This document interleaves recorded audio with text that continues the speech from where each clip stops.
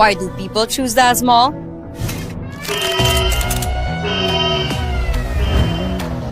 It's legit. Or get twice your money back. Shop from our biggest brands and enjoy 10% cash back. With 30 days return guarantee. Las Mall. Shop now. It's legit. Lazada.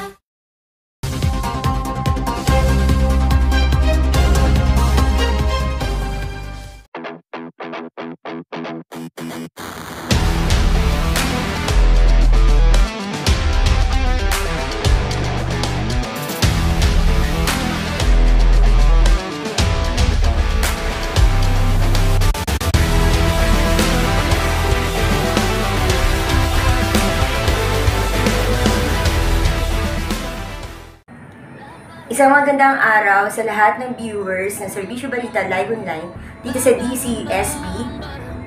Nandito po tayo sa aking pong segment na KSP o Kilalanin si Public Servant. Ang ating pangunahing guest sa segment na to ay isang mapalad na nanalong kapitan dito sa lungsod ng Calamba ng Barangay 4 na si Kapitan Joseph Jodith Emergo. Kap, kumusta po ang mga unang linggo po ng inyong pamumuno? Sa unang linggo namin, siyempre, ginawa namin linis ang kapaligiran dito sa ating aming barangay hall at pangalawa, ang yung loob kailangan maging maliwalas at para sa serbisyo namin. Bagong Calamba, Barangay 4, kailangan ipakita namin at ipadama namin ang tunay na pagbabago ng para sa aming barangay. Di ba parang maliit lang po yung ngayon yung third minute po? Bali ba nga 2 years? So paano po yung transition period? Sinabi ko rin naman sa aking mga kasama at aking mga konsyal at sa aking mga kawani na dapat hindi ako yung kanilang paglilingkuran, bagkus yung aming mga kabarangay ang aming paglingkuran. Hindi ako yung, porket ako yung kapitan, ako yung boss nila. Hindi, ang boss natin ang taong barangay. Dahil sila ito dapat maging maayos at kung ano man ang nakasalayan ibabaguhin namin para sa wala kaming para piliin na tao, kalaban man o kakampi, kailangan lahat yakapin o tapos ng eleksyon, lahat yan dapat. So ano po yung priority programs niyo po muna, mga programa niyo po? At ngayong magpapasko, ano po yung plano niyo? So siyempre dapat ipadama natin sa ating mga kabarangay ang tunay na diwa ng Pasko. Dahil yan ang simbolo ng pagkakaisa at pagmamahalan. Tapos na ang eleksyon, tapos isang araw lang nakaraan, lahat yan dapat paglingkuran. Wala kami pipiliin at wala kami sisinuhin. Lahat po yan ay aming paglilingkuran at aming yayakapin. Sa katulad ng aming project dito sa aming barangay, hindi naman po ganun kalakihan yung aming budget pagdating sa project. So may meron kaming mga plano o napag-usapan, napagkasunduan ng aking mga konsyal na kailangan magdagdag kami ng mga poso sa bawat dyan sa laylayan dahil ang poso ay pangunahing pangangailangan dahil sa yan lang ang aming pinagkukunan ng tubig pagdating sa laylayan. So may mga bahay na hindi wala kakayanan na mag-avail ng gripo. So may mga pathway din na naiwan dyan, ipagpapatuloy din natin para sa ganun. Mas marami at mas marami pa ang makinabang sa gagawin ng project. At isa pa, may mga bagbag din kami naiwanan dyan pagdating sa looban at mayroon din naman na hindi na tapos. Ipagpapatuloy namin kung ano yung magandang nasimula ng dating administrasyon. So sa amin lang naman po, kung ano yung ikagaganda ng aming barangay, ipagpapatuloy po namin. At isa pa, sisingit po namin, salamat din po kay Mayor Rizal dahil nagawa kami ng proposal o ng resolusyon na mabago ang aming barangay hall. At ito po ay naprobahan niya na gagawing 3 palapag, new 3-story, new barangay hall ng Barangay 4. At isa pa na meron kaming project, 2-story, sa ibaba ay sa senior citizen, pangalawa ay sa SK office. So kami nagpapasalamat sa ating Mayor Rizal at Atty. Tote Lazaro at buong sanggunian ng Panlusod. walang sawang sumusuporta sa ating mayor, kaya ang lahat ng proyekto na bumababa sa bawat barangay ay nanggagaling po sa kanila. Isa pa sa balak ko sa aking nangyari dito sa aming barangay, bagamat ang aming purok o ang aming lugar ay bawat puro kay Eskinita.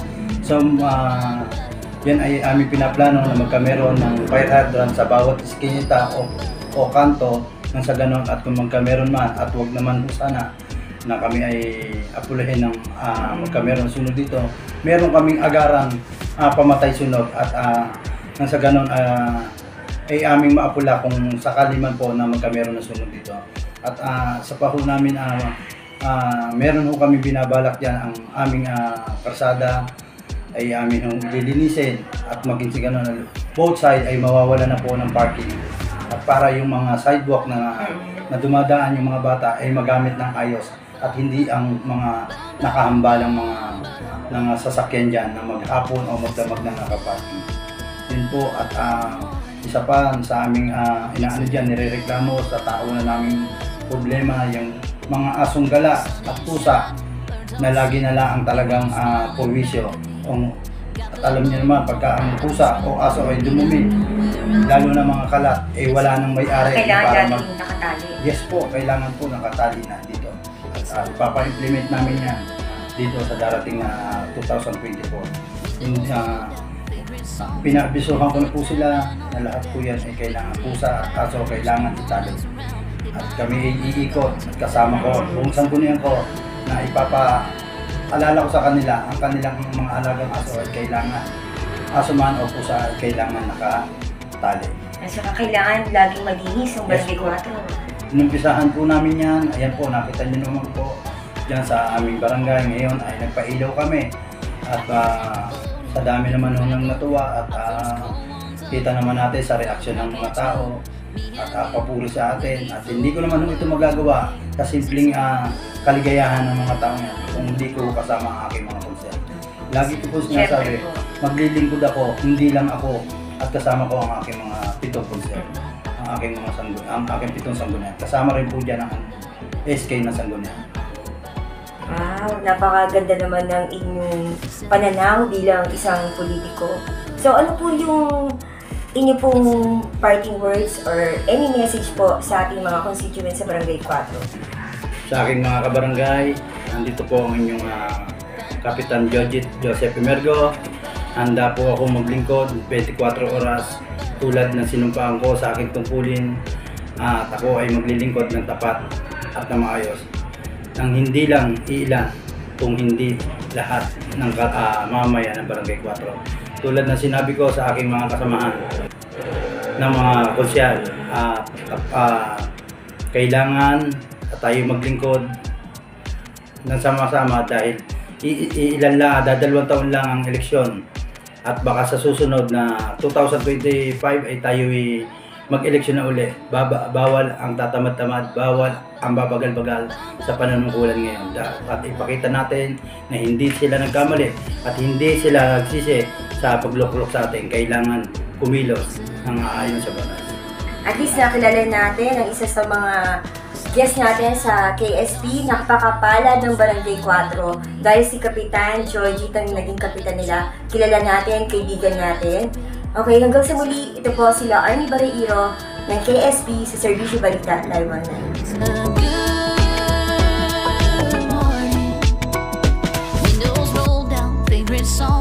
Barefoot tapping on the dash. We can take the back roads, no one else around. Hit my arm when I go too fast. It's a good morning. It's a good morning. Why do people choose Daz Mall?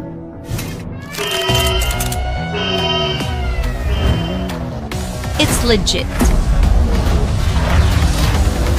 Or get twice your money back. Shop from our biggest brands and enjoy 10% cash back. With 30 days return guarantee. Lazmall. Shop now. It's legit. Lazada.